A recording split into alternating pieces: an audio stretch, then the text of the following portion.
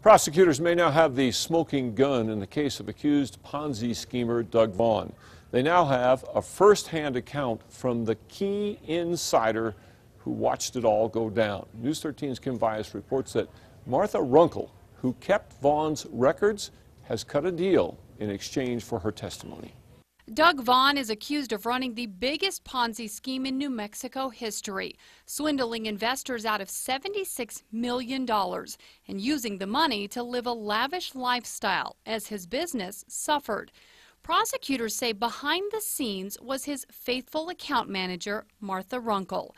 In a recently unsealed plea agreement, Runkle admits she knew of the scheme and helped cover it up at the instruction of her boss.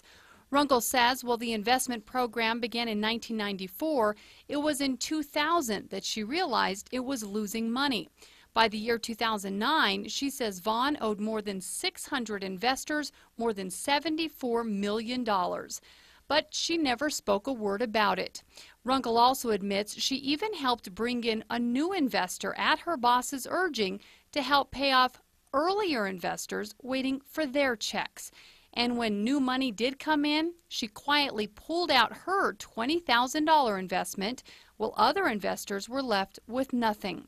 For her actions, Runkle was indicted on charges of aiding and abetting wire fraud.